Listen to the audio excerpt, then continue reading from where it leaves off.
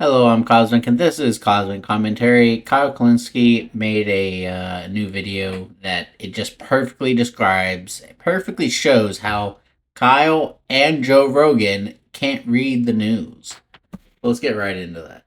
Every time I hear shit like this, I want to take a fork and shove it directly in my eyeball because every other week there's always somebody who clips out a portion of Rogan's show where they try to make it look like, oh, look, bro, look, he's sort of like he's going after Trump a little bit, kind of, sort of, not really. Like, look, bro, look what he said here. So I have a great example from this week. Let's take a listen. Here we go. I think it's funny, every time I see Kyle, he just looks more and more like a businessman from the early 2000s. Like, he's now got the frosted tips, even his suit's reminiscent of that era. You know what I mean? It's just every time he gets a little bit more and more like that. Made a fortune in They this made a term. settlement with the IRS. I think that's why a lot of it came out recently. But like, he can't be charged with anything or. Yeah, they can't be. The future latest thing is that he and his kids and his company cannot be audited. Oh, that's cool. That is cool. Yeah. How did that? That's my settlement. What was the settlement? Now notice the laughing. Now, granted, he's laughing like, damn, that's sort of absurd, but he's laughing, right? Keep that in mind. You see, Kyler. You see how smug he is. Keep that in mind, because he's going to be dead wrong here in a second. What was the IRS being sued for? What was the accusation? It was for the leak of his tax returns. Okay, so the IRS leaked his tax returns? He said they were reckless and Yeah. Settlement of his $10 billion lawsuit. 2018 leak of his tax returns to the New York Times in the U.S. is forever barred and precluded from examining or prosecuting Trump, his sons, and the Trump Organization's current tax filings, according to one-page document. That there is the key piece of information. Current tax filings. Released Tuesday. That is so crazy. Imagine like somebody accused you of murder. Yeah. And it turns out you weren't guilty of that murder, and then you sue them and you go, you can never prosecute me for murder again. And then like, you just go straight Uday Hussein. yeah, and they're like, it's cool. So understand what happened here. Donald Trump sued his own IRS for, was it $100 billion, I believe? Actually, it was 10 billion. Boom. See, I told you I'll prove him wrong. In the video. Peace. No, I'm kidding. It gets worse. It gets so much worse. And his own IRS said, oh, no, sir, we don't want to fight this in court. We feel like we may lose. Let's just negotiate and settle out of court. And Trump ends up getting from his own IRS, his own government, 1.7 billion U.S. taxpayer dollars that he immediately puts in, his own little slush fund where he's going to disperse that money to his friends, to his family. This slush fund he speaks of is actually an anti-weaponization fund for people who were targeted by the Biden administration, which Gavin Newsom plans on imposing 100% tax on.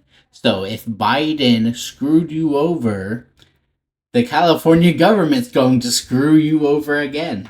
Like, hey, someone... Imagine that. Imagine getting screwed over by the government so badly that they're willing to pay you, and another part of the government says, nah, we're going to take it. And to January 6th terrorists and insurrectionists who assaulted cops and were pedophiles. And for all those who don't know, he's talking about the riot that had over 300 federal agents inside of. And then, to boost the numbers... They were arresting people that were at the building hours after the riot happened. Okay, that's what he's doing. Also, as part of this, he's made it so that they can never audit him ever again for any reason whatsoever. So he basically just gave himself a green light to never pay taxes again and never get checked on his tax crimes again. That's what he did. That's actually what he did not do. That's not what the whole immunity thing says. Joe Rogan and Kyle are completely wrong about this. The immunity is only on the filings that have already been placed, and only to the effective date that the immunity was made. So on the effective date and everything before it, nothing about the future is covered. So the whole thing, their whole point doesn't make sense because it's not based off of anything. They're just wrong. They're just wrong. Now, let me ask you a question. If it was Joe Biden that did this, or Barack Obama, or any Democratic president that did this, Man, you do not want to go into Joe Biden's pardons. I mean, my goodness, that whole thing is a complete BS. Okay, so first of all, he pardoned all of his friends and family, and he also pardoned the January 6th committee.